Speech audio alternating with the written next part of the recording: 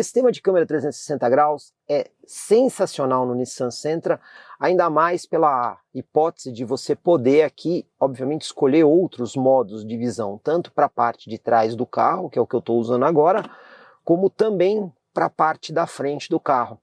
Comprecar.com.br, o melhor classificado de automóveis da nossa região. Milhares de carros, motos e caminhões, todos anunciados com fotos. Acesse agora, comprecar.com.br.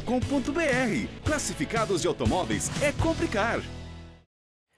Toyota Corolla versus Nissan Sentra. Disputa aqui de sedã médio. Como vocês sabem, esse segmento vem encolhendo bastante aí no mercado brasileiro. E muita gente já deve ter pensado nessa disputa. Afinal de contas, são dois carros de origem japonesa, puramente a combustão e, curiosamente, os dois com motor 2.0 aspirado.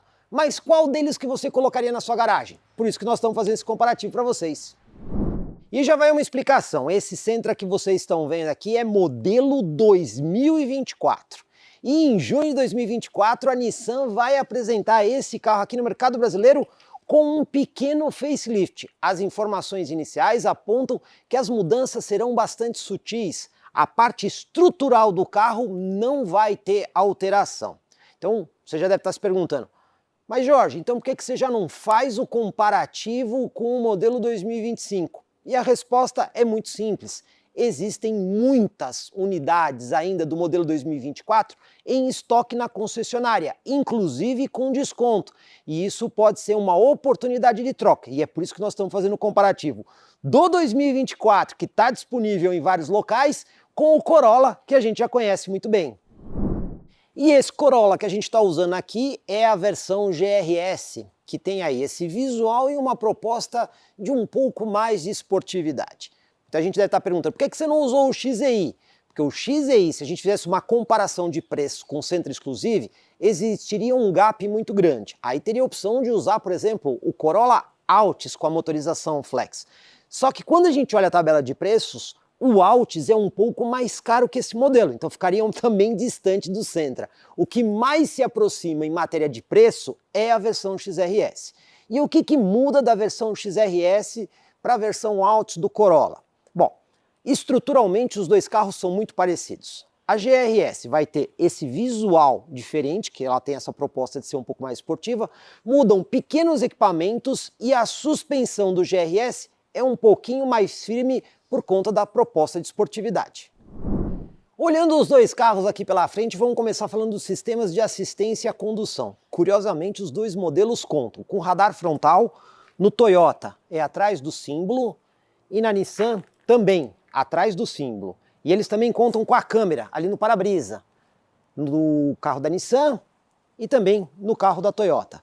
Assim, os dois modelos contam com alerta de colisão frontal, com frenagem automática de emergência, controle de cruzeiro adaptativo e sistema de permanência de faixa. Pode parecer que é igual, mas quando a gente testar, vamos mostrar que existem algumas diferenças entre eles. Na hora do estacionamento na cidade, em baixa velocidade, quais são as assistências que existem? No carro da Toyota, não há disponibilidade nem de sensor de estacionamento dianteiro ou traseiro. O que o modelo tem é apenas câmera de ré. Quando a gente vem no carro da Nissan, a gente percebe um conjunto bem mais completo, porque ele tem sensor de estacionamento dianteiro e traseiro e, além disso, ele oferece sistema de câmera 360 graus. Além das câmeras sob os espelhos laterais, ele também tem uma câmera dianteira e uma câmera traseira, proporcionando aquela imagem que a gente consegue ver tudo em volta do carro. Dessa forma, muito mais fácil estacionar o carro da Nissan. Iluminação dianteira. Começando aqui pelo carro da Nissan, você tem aqui o farol baixo, que é totalmente em LED, farol alto, também em LED, e o farol auxiliar lá embaixo em LED. Lembrando que esse farol tem ajuste de altura do facho. Porém, a luz de pisca aqui é incandescente. Quando você vem no carro da Toyota, a gente vê aí o farol baixo, só que aqui é do tipo projetor, como a gente sabe, da melhor definição luminosa. Farol alto também dentro do projetor, farol auxiliar em LED e a luz de pisca em LED, também com ajuste de altura do facho. Então, em matéria de iluminação, a gente vê aqui que o carro da Toyota leva vantagem. Motorização. Aqui tem algumas coisas que são bem parecidas. Para começar, os dois carros usam varetinha convencional e os dois têm manta acústica. Os dois também contam com motor 4 cilindros 2.0 aspirado e também equipados com transmissão CVT, aquela continuamente variável, ambos com tração dianteira. Pode parecer muito igual, mas tem muita diferença, vamos entender.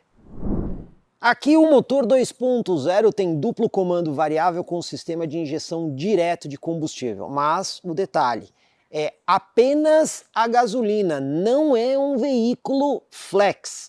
A potência máxima é de 151 cavalos e o torque máximo é de 20 kgfm, obtido aí a partir de 4.000 rotações por minuto. E outro detalhe, o câmbio aqui é CVT, mas é um CVT convencional. Tem o processo de simulação de marchas, mas segue a construção convencional dos câmbios CVTs. Quando a gente vem aqui no carro da Toyota, a coisa muda. Por quê? O motor aqui é flex e ele tem um duplo sistema de injeção. Então ele tem 4 bicos de injeção direta e mais 4 bicos de injeção indireta. É um sistema mais elaborado. A potência também aumenta. É 175 cavalos no etanol e 169 na gasolina. O torque máximo é de 21,3 kgf em qualquer um dos dois combustíveis, obtidos aí a 4.400 rotações por minuto. Então, em matéria de performance, não tem muito o que discutir, né? O carro da Toyota te dá mais flexibilidade com combustível e também mais potência e torque. E outro detalhe, o câmbio aqui é CVT, só que a Toyota é a única no mercado brasileiro que tem um câmbio CVT onde a primeira marcha ela não está no processo CVT, ela tem uma engrenagem física real. Então o carro quando arranca, ele está usando essa engrenagem. Depois que ele arrancou, ele passa a ter o CVT simulando marchas. Então em matéria de powertrain, não tem o que discutir, o Corolla é bem melhor. Consumo, claro que aqui a gente só pode considerar a gasolina, porque o carro da Nissan não tem etanol. Então vamos lá, os números do Inmetro.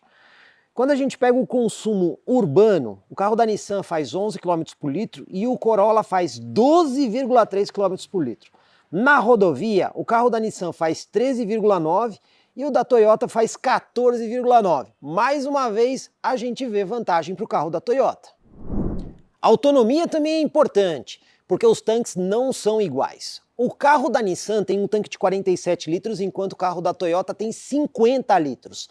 São 3 litros de diferença, mas quando você está falando de autonomia rodoviária, vamos lá, se o carro 1 faz 15 km e o outro faz aproximadamente 14 km por litro, o carro da Toyota vai fazer 745 km com um tanque e o da Nissan vai fazer 653. Então, mais uma vez, vantagem para a Toyota. Falando aqui da construção, os dois carros são bem parecidos. Em matéria de suspensão, ambos trazem suspensão McPherson totalmente independente aqui na frente e suspensões traseiras independentes do tipo Multilink. Outra coincidência, os dois carros com freio a disco nas 4 rodas e tem mais coincidência. Os dois modelos com roda aro 17 polegadas. Claro, vai ter diferença, né? Você vê que no carro da Nissan tem aqui um desenho, roda diamantada, e no carro da Toyota tem um desenho diferente. Mas olha só, a medida do pneu é exatamente a mesma nos dois carros. 215/50/17 no Toyota e 215/50/17 no carro da Nissan. Você vê que eles são muito próximos em matéria de construção. Agora um detalhe que chama muito a atenção. Apesar das construções serem parecidas, os ajustes são diferentes. Aqui no carro da Nissan, quando você olha aqui do lado, você percebe que o carro é nitidamente mais baixo. Por exemplo, do pneu até aqui o arco, você tem aqui aproximadamente 2 dedos, tá vendo? Quando você vem no carro da Toyota, do pneu até o arco, são quase 4 dedos. Claro que o arco de roda não define necessariamente isso. Mas, se você olhar a frente dos dois modelos, você vai perceber que o carro da Nissan é mais baixo. Então aqui ele tem uma tendência muito grande a raspar em obstáculos, tipo lombadas e valetas. Mas nós vamos testar os dois carros. Visualmente, o carro da Toyota está mais adequado para o mercado brasileiro. Iluminação traseira são dois universos completamente diferentes. Aqui no carro da Nissan, lanterna, luz de freio, luz de pisca e luz de ré, tudo incandescente. Já no carro da Toyota, luz de lanterna, luz de freio, luz de pisca e luz de ré, tudo LED. Então aqui é clara a vantagem para o carro da Toyota. Porta-malas. Os dois carros têm soluções bem parecidas. Para começar, ambos permitem que você abra a tampa do porta-malas usando aqui a chave de telecomando, apertando e segurando o botão. Os dois também têm um sistema de contramola que, quando você aciona, ele já abre aqui um pouquinho o porta-malas, não abre tudo. Mas o resto do movimento você tem que fazer na mão nos dois modelos. Eles também têm o fato de ambos usarem essa dobradiça que o pessoal chama de pescoço de ganso, que invade o espaço útil do porta-malas. Não é a melhor solução em nenhum dos dois casos. Por quê? Se você encher completamente o porta-malas, inclusive dos lados, na hora que você vai fechar a tampa, a dobradiça pega na tampa. Quando a gente fala de espaço, é praticamente o mesmo. A Nissan fala em 466 litros, enquanto a Toyota fala em 470 litros. Então, nesse ponto, não dá para dizer que o carro da Toyota é muito melhor, porque esses números são muito próximos e quando a gente olha visualmente, o espaço é bem parecido.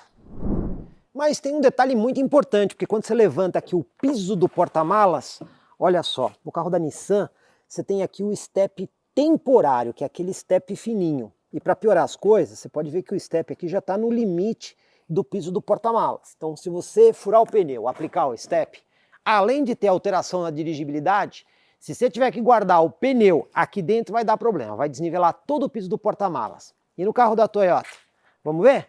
Levantando aqui o piso, olha aí, é um step integral. Ainda que não seja de mesma medida do pneu de rodagem, é um step integral. Então quando você aplica ele, não tem alteração de dirigibilidade e mais, dá para guardar o pneu furado aqui dentro sem desnivelar o porta-malas. Não há dúvida, a solução do Corolla é melhor.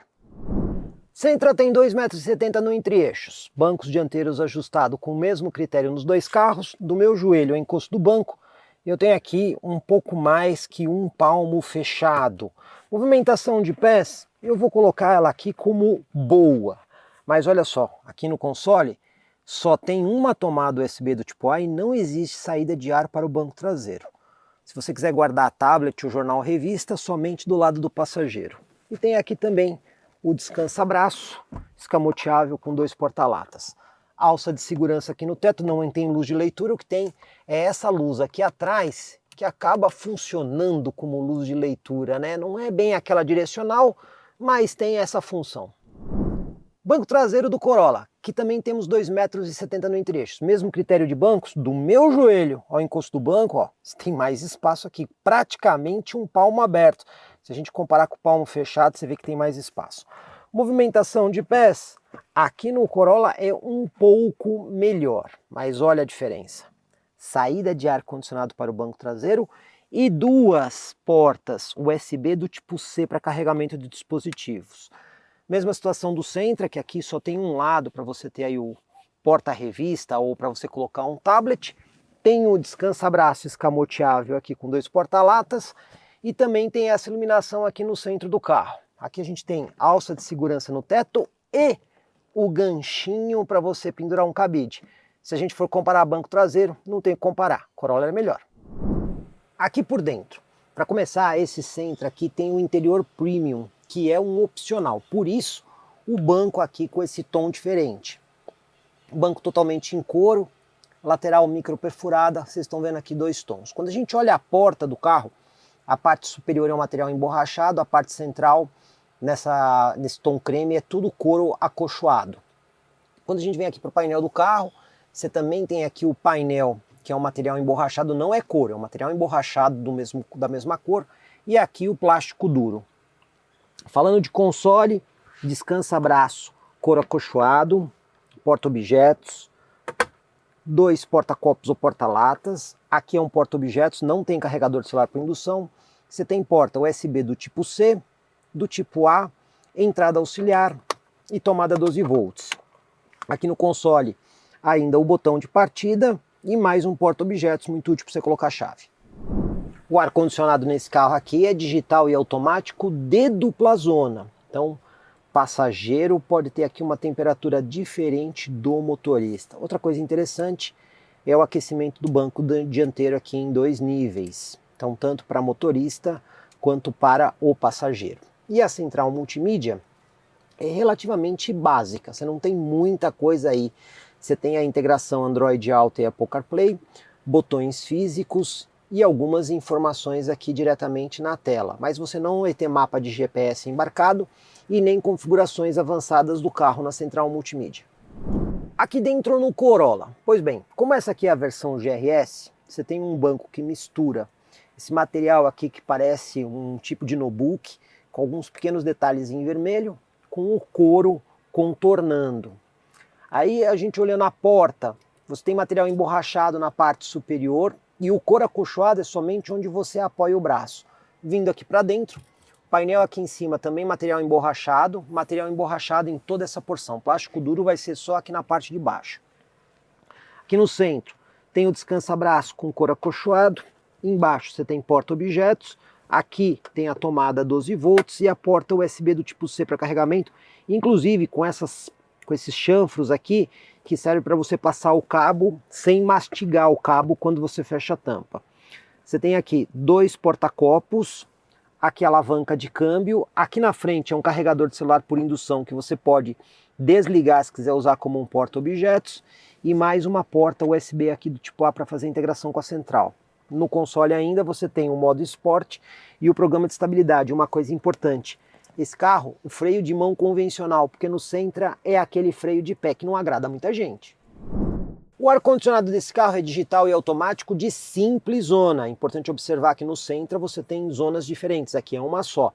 O que você tem aqui de diferente é o fato de você poder bloquear o ar para a saída traseira, deixando só aqui na frente, ou então aplicar aqui um modo econômico no ar-condicionado, que ele vai gastar menos combustível do automóvel e vai funcionar de uma forma um pouquinho mais fraca.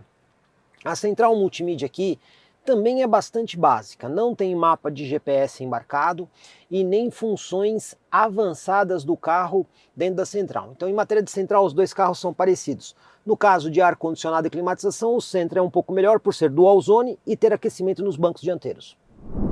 Painel aqui do Sentra, segue a receita tradicional. Você tem ponteiros analógicos, lado esquerdo conta-giros, lado direito velocímetro, com indicador de combustível e também temperatura do motor, e ao centro uma tela gráfica colorida, que você interage aqui usando os cursores do lado esquerdo do volante. Essa daqui é a tela principal, é o Home.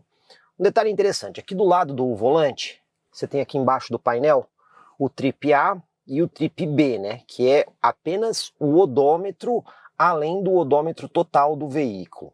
Aí usando aqui os cursores do computador de bordo, nessa tela Home você tem velocidade média e essa tela preta, para quem não gosta de tanta informação ao dirigir. Vindo para o lado, você tem aqui a medida do consumo de combustível. Essa medida aqui não tem a opção de você ter A e B, ela só tem uma medida. Vindo mais um pouquinho para o lado, você tem aqui informações de pressão dos pneus e também aqui o tempo de viagem, que você também pode zerar, né? O cronômetro. Mais uma vez, uma única medição, não tem A e B.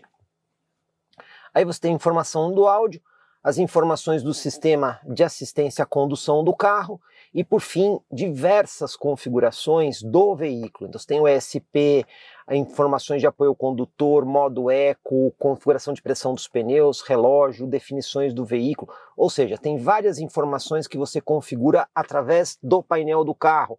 Tem muitos carros que essas informações estão na central multimídia, mas no carro da Nissan está diretamente aqui no painel. Hora da gente dirigir aqui o Sentra, mas antes algumas considerações. Vou chamar a atenção que o sistema de simples toque para abrir o vidro, esse aqui, somente no do motorista. Os outros vidros, o do passageiro da frente e os traseiros, você tem que segurar o botão até o final para abrir e para fechar. Isso é uma coisa que poderia ser melhorada. Outra coisa também que não agrada muito aí o público brasileiro, né? O pedal de freio, né? Não tem o freio de mão nem o freio de estacionamento eletrônico. Então, é o pedalzão de freio que fica aqui do lado, que a gente sabe que outras marcas também já utilizaram, mas é uma coisa que o cliente brasileiro definitivamente não gosta. Vamos lá para o nosso teste de tachão e lombada. Primeiro tachão para ver aí o conforto e o isolamento acústico do carro. Detalhe que aqui a gente tem aquele sistema de câmera 360 graus, mas que para ele acionar, o carro tem que estar numa velocidade relativamente baixa, né? Então, ó, à medida que você ganha velocidade, ele apaga a câmera. O isolamento acústico é bom, mas a suspensão é um pouquinho durinha, né? Ela não tem aí uma absorção tão grande. você percebe que ela tem um ajuste mais esportivo, então acaba passando bastante movimento aqui para dentro do carro. Mas não indica fragilidade, isso é importante aí em matéria de suspensão. Agora vamos ver aqui a lombada 30 por hora, pessoal, esse carro tem uma frente baixa. Mas vamos ver. Primeira lombada aqui a 30 e na primeira lombada já raspou. Então assim, esse é um ponto que a Nissan precisa rever no Sentra. Esse é um carro feito no México para mercado norte-americano, onde lombada é uma excrescência, né? Mas no Brasil ela não é uma excrescência, ela é uma realidade permanente. Então, com essa altura de suspensão, o carro sofre e sofre bastante aqui no Brasil. Agora vamos ali no piso desnivelado, as lombadas já vai ter que ser devagar. Vamos ver como é que o carro se comporta em conforto e isolamento acústico. Você vê que o isolamento acústico é bom, mas aquela coisa da suspensão ser mais durinha, você acaba percebendo isso. Ela tem aí esse ajuste um pouco mais esportivo, né? Então, você sente um pouco mais do piso aqui dentro. Mas o ponto legal é que o carro tem um bom isolamento acústico. Então isso é uma coisa que merece aí elogios para o carro da Nissan. E para a nossa manobra de fim de rua, claro que eu vou usar a câmera 360 graus. Aperta aqui o botãozinho de câmera aqui. Você consegue, inclusive, ó, apertando mais uma vez, ver justamente ali a roda do lado direito, tá vendo? Então você tem a opção de ver diferentes modos. Vou colocar aqui na roda, justamente para a gente poder alinhar. Então vamos lá. Resolução não é tão boa. Eu acredito que essa resolução poderia ser um pouquinho melhor, né? A gente já viu carros que tem às vezes uma resolução melhor de câmera, mas olha só como ela ajuda, né? Ó como ela funciona bem aqui para a gente fazer o alinhamento da roda. E colocando aqui na câmera 360, você vê que o carro está ali alinhadinho. Então vamos lá para a nossa manobra com a imagem 360 graus. Parando aqui, vamos virar todo o volante, uma volta e um quarto para virar tudo. Câmera dianteira com linha de guia dinâmica, além das marcações de aproximação. Vai se aproximando aí da guia. Aqui, pessoal, temos os 90 graus. Vamos até um pouquinho mais, até encostar o pneu na guia. Ó, o sensor de estacionamento dianteiro também já identificou ali o obstáculo. Vamos voltar aqui um pouquinho. Câmera de ré, linhas de marcação e a linha de guia dinâmica. Tá vendo? Isso aí acaba ajudando bastante na hora da manobra, né? Ver o caminho que o carro vai percorrer. Vamos concluir aqui a manobra. E o carro saiu aqui do centro da rua para a esquerda. Esse sistema de câmera 360 graus é sensacional no Nissan Sentra, ainda mais pela hipótese de você poder aqui, obviamente, escolher outros modos de visão, tanto para a parte de trás do carro, que é o que eu estou usando agora, como também para a parte da frente do carro. Isso ajuda e ajuda bastante, faz muita diferença, além dos sensores de estacionamento. Painel aqui do Corolla. Aqui nós temos uma tela totalmente digital, inclusive isso aqui foi uma evolução da linha 2024. E essa tela é amplamente personalizável, você vai interagir com ela usando os botões cursores aqui do lado esquerdo do volante. De cara, você já pode deixar aqui 3 telas preferidas, né? Então, usando o botão aqui para um lado e para o outro, você tem aqui uma opção, segunda opção e terceira opção. Então, você consegue configurar a tela do jeito que você quer. Como é que você faz isso? Aperta o botão OK, segura, e aí você vai navegar aqui para o lado e vai escolher a informação que você quer deixar aqui. Você tem várias informações aqui, como vocês estão vendo. Então você pode deixar sem nada, média de consumo da viagem, indicador de economia, os sistemas de assistência à condução, bússola, FM, e aí mais uma vez, ó, trip A, então tem aqui a distância de direção, trip A e trip B, tá vendo? Então você escolhe qual é a tela que você quer deixar de um lado. Eu vou colocar, por exemplo, aqui o indicador de consumo e do outro lado a mesma coisa. Você consegue escolher o que você quer. Você pode fazer isso para as 3 telas. Bom, além disso, quando você aperta o botão OK e segura, aqui no meio você tem acesso a algumas outras informações. Eu vou entrar aqui em configurações para chamar a atenção, além de vários ajustes que você faz por aqui, como sistemas de assistência à condução, brilho do painel, ponto cego, alerta de colisão frontal. Quando você vem aqui em configurações do medidor, aperta e segura, olha que legal, estilo do medidor, tá vendo? Você pode colocar aqui um estilo esportivo, você pode colocar um estilo robusto, um estilo inteligente, tá vendo? Então você tem vários tipos de imagem de tela que você consegue utilizar, né, para deixar a grafia do jeito que você quer. E não é só isso, né? Você tem outras informações aqui, como por exemplo, ó, você pode deixar ele, restaurar ele numa configuração padrão. Você tem ainda informações adicionais que você configura tudo por aqui. Então, além do estilo, você pode colocar aqui o tipo de medidor. Esse aqui com 2 marcadores, você tem esse outro aqui com marcador central e você tem esse outro com uma visão mais clean. Então, o cliente consegue deixar o carro com uma personalização de painel muito boa. Claro, se a gente for comparar, muito melhor do que o Nissan Sentra. Teste de tachão e lombada agora aqui com o Toyota Corolla. Vamos ver como é que o carro se comporta primeiro no tachão, em matéria de conforto e isolamento acústico.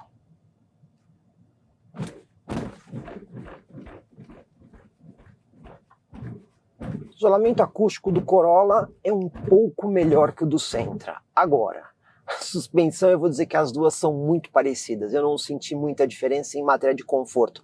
As duas tendem a ser um pouco mais esportiva. Lembrando que essa versão, a GRS, ela tem uma suspensão mais firme. Então, possivelmente, a Altis ou a XEI vai ter uma suspensão mais confortável. Mas em matéria de consistência de suspensão e absorção, eu diria que os dois carros estão muito parecidos. Vamos lá, lombada 30 por hora, primeira lombada. Ó, na primeira lombada, o Corolla não bateu e não raspou. Então já tem uma diferença aí expressiva para o Sentra nesse ponto. Vamos ver a segunda. A segunda a gente sabe que é um pouco mais difícil. Vamos ver como é que o carro se comporta aqui na segunda lombada. Raspou um pouquinho à frente. Então você vê que é um pouco mais alta a suspensão do Corolla, mas também não é muito mais alta, né? Porque pegou na segunda lombada. Mas ainda assim é um pouquinho mais alto. Vamos ver agora o piso desnivelado aqui, o isolamento acústico e o conforto. Eu diria que aqui, nesse ponto, o Corolla é um pouquinho mais confortável e também percebi um isolamento acústico mais interessante aqui no Corolla. Não são diferenças muito grandes, mas elas são perceptíveis. Então, nesse ponto de lombada, valeta, buraco, isolamento acústico, o Corolla ganha. Manobra de fim de rua. Já posicionei o carro aqui ao lado da guia. Vamos para o nosso ponto de referência. Uma volta, quase uma volta aqui e meia, né? Uma volta e 75. Mas eu senti o volante aqui um pouco mais duro do que o Sentra, tá? Vamos até encostar o pneu na guia aqui agora. Aqui nós temos 90 graus. E aqui o pneu encostou na guia. Agora, uma falha desse carro é não ter sensor de estacionamento dianteiro e traseiro, né? Isso a Toyota poderia pensar em melhorar no carro. Câmera de ré só tem esse modo de visão e a linha de guia fixa, tá? Então vamos desvirar aqui o volante, dar um pouquinho de ré para não forçar o sistema e vamos concluir aqui a manobra. Olha, pelo que eu estou vendo aqui, os dois carros usaram exatamente o mesmo espaço. Se tiver uma diferença, vai ser uma diferença muito pequena entre eles. Mas aí, só câmera de ré num carro dessa faixa de preço, realmente é um ponto que a Toyota precisa urgente pensar em melhorar aí no modelo dela. Hora de fazer o 0 a 100 aqui com o Nissan Sentra. O programa de estabilidade já foi desligado. Coloquei o carro aqui no modo Sport, inclusive é um botãozinho que você coloca aqui atrás da alavanca de câmbio, tá ali no modo Sport, ar-condicionado desligado. E vamos fazer aqui a nossa largadinha estolada. Vamos lá? Estolando, saindo. Aí fez a simulação de marcha. Fez outra simulação. Conseguimos um 0 a 100 aqui em 10,73. Agora eu vou repetir a aceleração de 0 a 100, mas ar-condicionado ligado, programa de estabilidade acionado e o carro na posição normal drive, sem nenhuma condição para favorecer. Vamos ver se o 0 a 100 vai subir, então vamos lá. Vamos estolar aqui e saindo.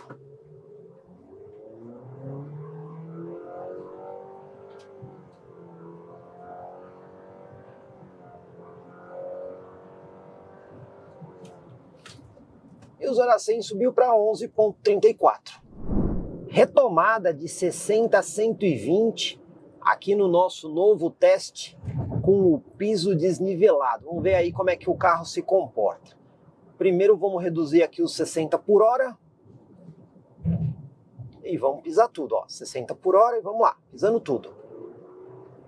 70, 80, 90, 100, 110, 120. Para um motor aspirado, eu gostei. Aceleração de 0 a 100 aqui com o Toyota Corolla. Eu já desliguei aí o controle de tração, botãozinho que fica aqui à frente da alavanca de câmbio. Já coloquei o carro em modo esporte. Agora vou desligar aqui o ar-condicionado e vamos fazer a largadinha estolada. Lembrando que apesar de ser câmbio CVT, a primeira marcha desse carro é engrenada. Então vamos lá. E saindo.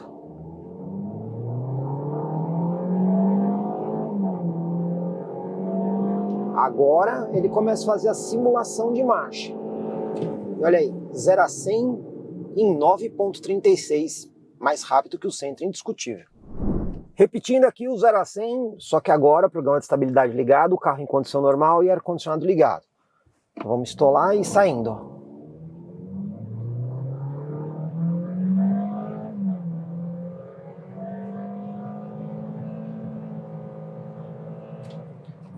9,50. Em todas as situações, Corolla é mais rápido.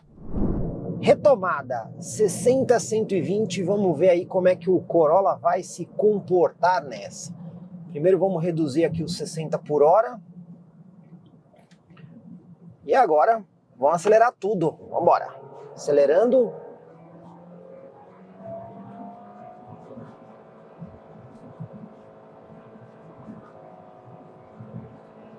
Aí, chegou a 120, mais rápido do que o Sentra aqui.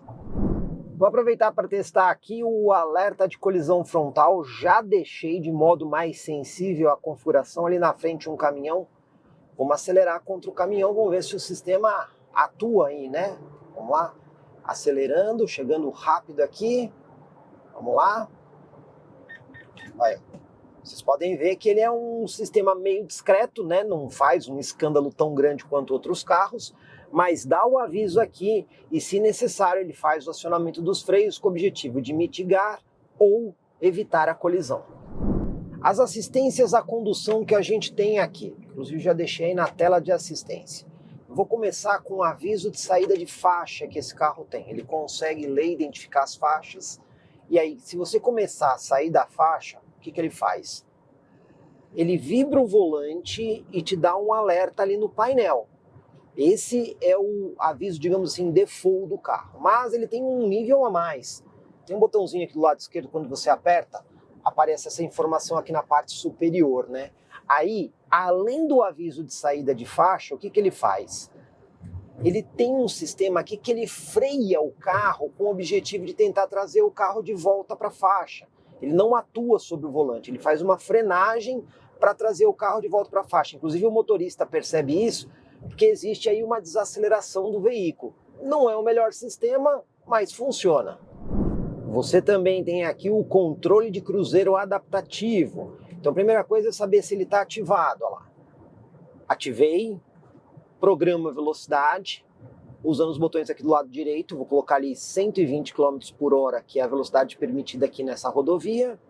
Eu consigo escolher a distância que eu quero em relação ao veículo da frente. Ó. Eu tenho aqui uma distância menor, ou eu posso escolher 3 níveis de distância, né? Tem a distância maior, a intermediária e a menor. Escolhida a distância, o que ele faz?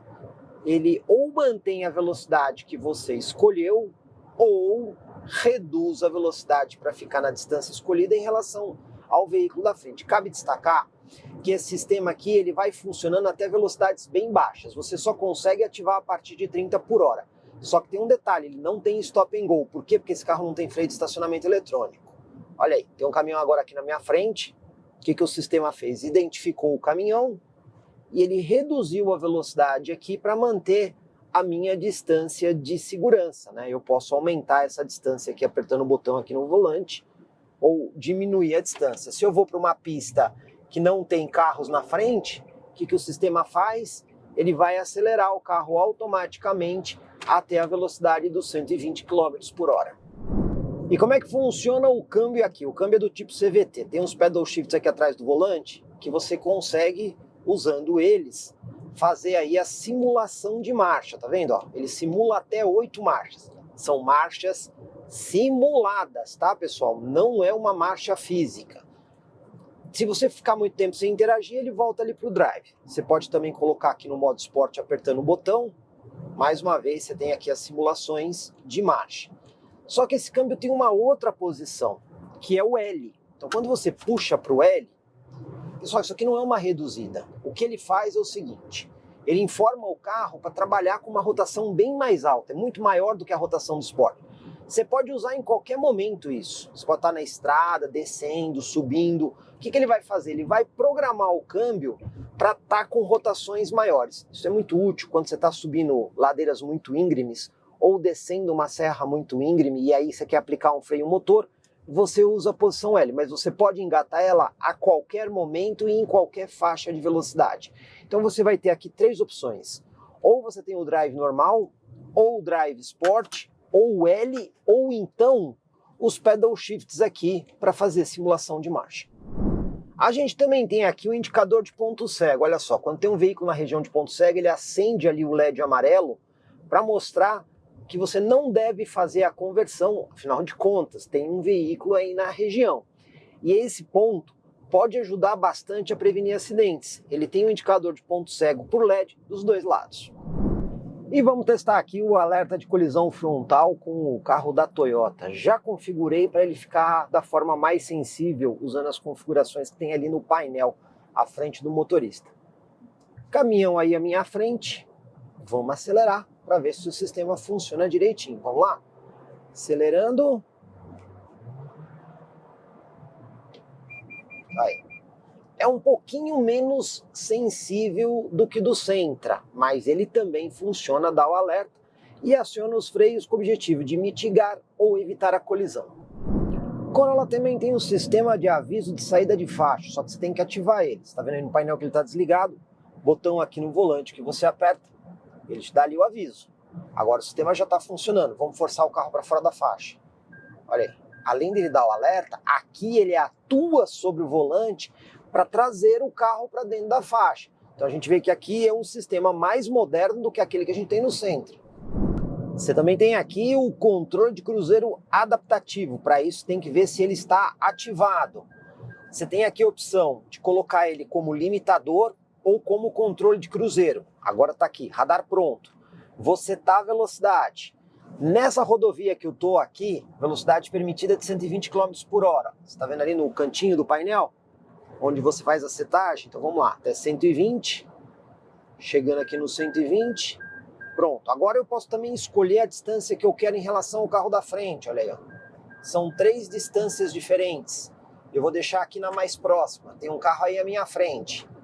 Vamos ver, ó. Já identificou o carro, só que ele está andando praticamente na mesma velocidade aí da via de 120. Vamos mudar de faixa para pegar um carro que está com velocidade mais baixa que o 120, permitido aqui nessa rodovia. Ó, já consegui me identificar um veículo ali na frente. Ó, ele já está desacelerando, tá vendo? Já ficou aqui na distância de segurança que eu escolhi. Mudei para uma faixa que está livre, aí ele vai acelerar aí até os 120 por hora. E lembrando, né, tem um sistema aí também de permanência de faixa, ó, que ele atua para trazer o carro para dentro da faixa.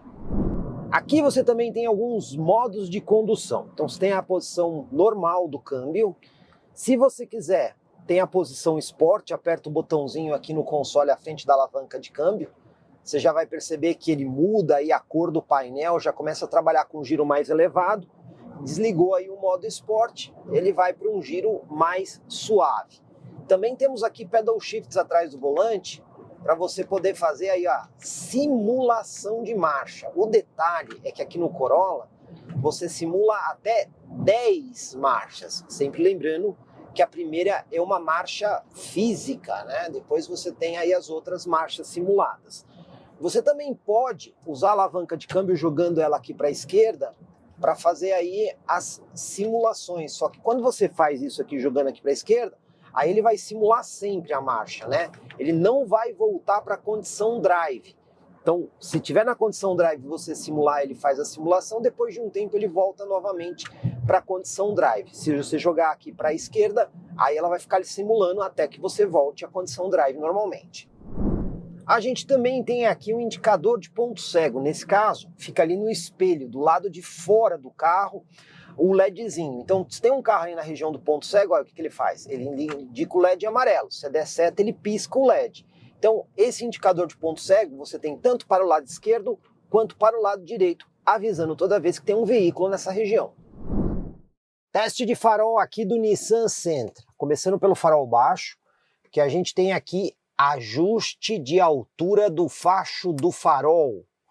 Depois a gente tem o farol alto. Entre o farol baixo e o farol alto você tem uma boa iluminação, mas dá para ver que entre a iluminação do farol baixo e do farol alto fica ali um pouquinho de sombra, não é completamente homogêneo. Aí nós temos o farol auxiliar, que ilumina mais próximo ao carro. Com toda a iluminação ligada, o farol é muito bom no geral, mas poderia ser um pouco mais homogêneo na região do farol baixo.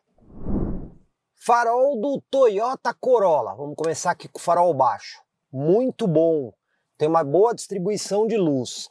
O carro também oferece ajuste de altura do facho, inclusive a amplitude de ajuste de altura do facho do Corolla é maior do que a do Sentra. Aí nós temos o farol alto. O farol alto é bastante forte. Também nota um pouquinho de sombra entre o farol baixo e o farol alto, mas o farol alto é mais intenso aqui no carro da Toyota. Aí nós temos aqui o farol auxiliar, que é aquele que ilumina próximo ao carro. Com toda a iluminação ligada, a diferença não é tão grande, mas a iluminação do Corolla é melhor que a do Sentra. E depois de muitos testes, a gente percebeu aqui que o carro da Toyota levou vantagem na questão de aceleração e também de assistência à condução.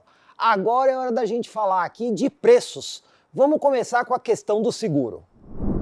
E mais uma vez consultamos a nossa parceira Multiclass Corretora de Seguros da cidade de Sorocaba, que fez a simulação considerando exatamente o mesmo perfil de usuário típico desses carros e usando o mesmo perfil para os dois. Ficou assim: o seguro do Sentra R$ 3.700 e a franquia reduzida já em 50%, R$ 5.000.